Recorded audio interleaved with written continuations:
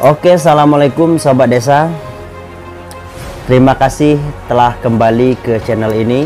Bagi yang belum subscribe, silakan di subscribe dulu agar kalian mendapatkan info-info terbaru dari channel ini. Kali ini kita akan membahas tentang pengawasan pengelolaan keuangan desa. Kali ini dari Badan Permusyawaratan Desa atau yang disingkat dengan BPD. Oke, kita masih memakai regulasi tentang pengawasan ini berdasarkan Peraturan Menteri Dalam Negeri Nomor 73 Tahun 2020 tentang pengawasan pengelolaan keuangan desa. Baik, memasuki bab 4, pengawasan oleh BPD, pasal 20. Oke, Badan Permusyawaratan Desa melakukan pengawasan terhadap kinerja kepala desa, ya, kinerja kepala desa dalam hal pengelolaan keuangan desa. Selanjutnya, Badan Permusyawaratan Desa melakukan pengawasan pengelolaan keuangan desa ini melalui, ya, yang pertama perencanaan kegiatan dan anggaran pemerintahan desa. Yang kedua, pelaksanaan kegiatan. Yang ketiga, pengawasan dari BPD tentang laporan pelaksanaan APBDes. Dan yang keempat, capaian pelaksanaan RPJMdes, RKPDes, dan APBDes. Oke, selanjutnya nanti kita akan menguraikan langkah-langkah. Jadi supaya kita tidak bingung bagaimana memulai, bagaimana kerangkanya, nanti setelah ini akan kita kupas, ya. Kemudian nanti ketika sudah kita melakukan mulai dari perencanaan, ya, pelaksanaan dan seterusnya seperti yang kita sebutkan tadi, itu hasil pengawasan oleh BPD ini, ya, ini disampaikan kepada kepala desa di dalam musyawarah Badan Permusyawaratan Desa atau musyawarah BPD. Dan juga disampaikan kepada Pak Camat dan APIP Kabupaten atau APIP di kota, Bapak Ibu semuanya. Baik, kita akan memasuki tentang langkah-langkah, ya, uraian langkah kerja pengawasan pengelolaan keuangan desa oleh BPD ini. Ada di dalam lampiran peraturan menteri ini. Jadi untuk mempermudah, di dalam Permendagri nomor 73, Bapak Ibu dapat mendownload Permendagri ini beserta lampirannya, mempermudah bagaimana uraian langkah kerja BPD. Oke, jadi untuk uraian langkah kerja BPD itu mulai dari halaman 81. Kalau sekarang kita pakai layar ini dulu, ya. Oke, halaman 81. Kita cari dulu halaman 81. Oke, 81. Up, ini, ya. Jadi kalau di sini halaman 81 sama di sini juga.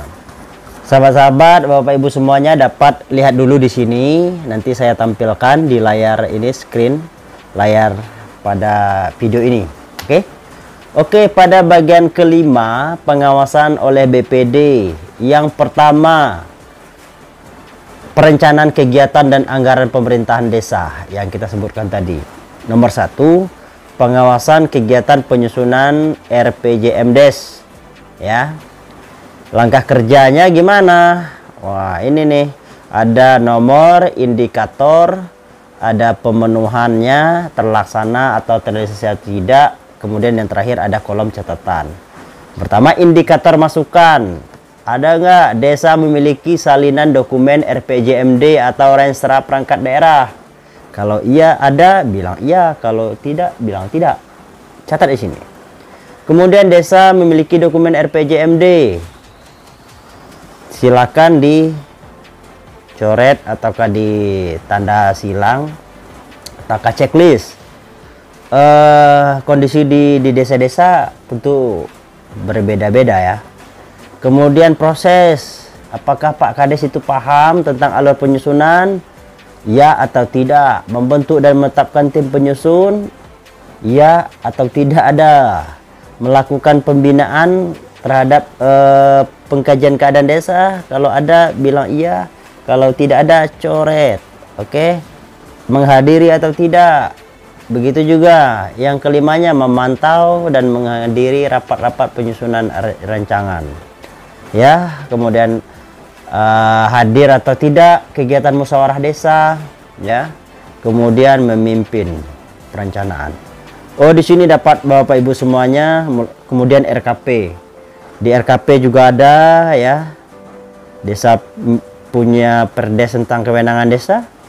Kalau ada, tulis ada. Kalau tidak, silang, tinggal silang. Apakah kepala desa paham tentang alur penyusunan? Kalau Pak Kadesnya paham, tulis checklist.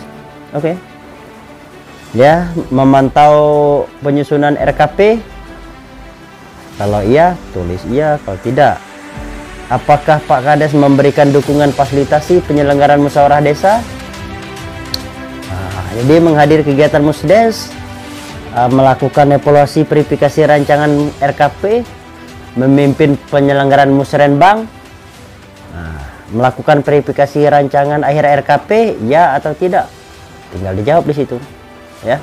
Menyusun dan menyampaikan rancangan perdes tentang RKPdes kepada BPD. Kalau ada, bilang ada. Kalau tidak, jangan ada yang tidak.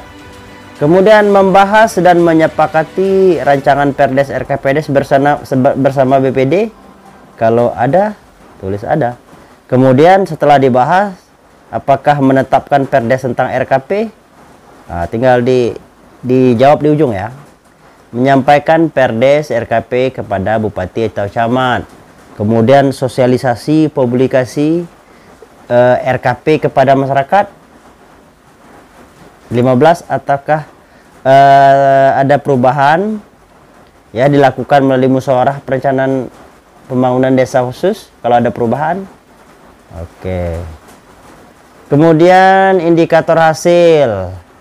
Di sini hasilnya dari perencanaan yang tadi, ya, ada bentuknya tim penyusun, kalau ada atau tidak, perdes tentang RKP, kemudian aktif mendorong atau tidak, kemudian terlibat aktif dalam rapat tim penyusun, itu indikator hasilnya.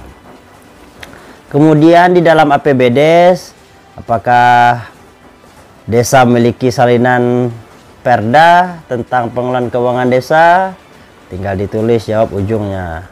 Ya, salinan perda tentang pengadaan barang dan jasa di desa. Nah, indikator prosesnya memastikan penyusunan rancangan APBDes dengan kegiatan yang telah ditetapkan. Adakah pencermatan? Kemudian melakukan pembahasan, ya. Menyampaikan rancangan APBDes dan rancangan peraturan desa tentang APBDes dengan Badan Permusyawaratan Desa. Kalau ada, iya atau tidak.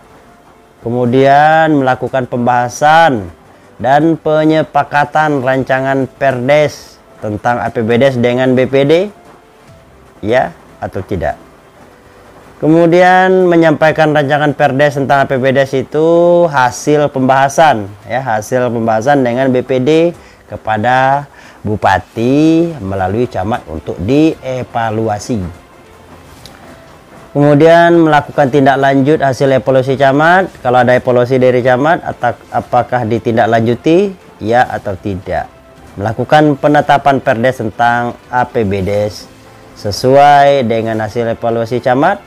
Nah, setelah dievaluasi camat ada perubahan, kemudian ditetapkan sesuai dengan hasil evaluasi camat. Indikator hasil, ya, perdes tentang APBDes sesuai hasil pembahasan, ya, dengan BPD dan hasil evaluasi camat. Kemudian proposal kegiatan, rap detail untuk setiap kegiatan dalam APBDes. Kemudian pengendalian penyusunan APBDes, ya atau tidak. Kemudian terbuka atau tidak terhadap masukan dari masyarakat. BPD, dan lembaga-lembaga desa lainnya di desa. Oke. Kemudian melakukan publikasi APBDes dalam media-media informasi publik desa, media yang relevan, media yang memang mudah diakses oleh warga tentang APBDes ya, APBDes di desa-desa. Kemudian dalam pengawasan kegiatan perencanaan pendapatan desa, di sini ada buku inventaris, aset ya, pengendalian aset. Kemudian aktif melakukan upaya kerjasama dalam penetapan. Kemudian pengawasan BPD, uraian langkah kerja BPD di dalam pelaksanaan. Di sini ada semuanya nih. Wah, semuanya silakan Bapak Ibu semua cek di dalam lampiran Permendagri 73 ini, oke? Oke, laporan pelaksanaan APBDes. Ya, di sini menyampaikan sesuai format Permendagri 46 atau tidak. Didukung oleh data yang bisa dipertanggungjawabkan. Kemudian menyampaikan informasi kepada masyarakat secara terbuka. Ya, misalnya APBDes, kemudian pelaksana kegiatan dan tim yang melaksanakannya, realisasi APBDes, kegiatan yang belum selesai atau tidak terlaksana, sisa anggarannya ya lupa kan, melakukan publikasi laporan kepada media yang ada di masyarakat maupun teknologi informasi yang ada di desa. Kalau ada tulis ada, kalau tidak tulis tidak. Kemudian menyampaikan laporan realisasi pelaksanaan APBD semester pertama. Kemudian laporan pertanggungjawaban realisasi pelaksanaan APBD ada atau tidak.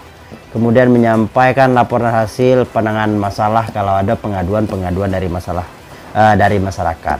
Nah, dari hasil ini ya, hasil checklist ini, daftar ini nanti disampaikan kepada pemerintah desa, kemudian disampaikan kepada Pak Camat, dan disampaikan kepada APIP Kabupaten atau APIP Kota. Oke, sekian dulu. Terima kasih. Semoga informasi ini bermanfaat. Semoga BPD-nya kuat, desanya juga kuat, pemerintah desanya dapat menjalankan amanah sesuai dengan peraturan perundang-undangan yang berlaku. Demikian, wallahul muwaffiq ila aqwamit thoriq. Wassalamualaikum warahmatullahi wabarakatuh.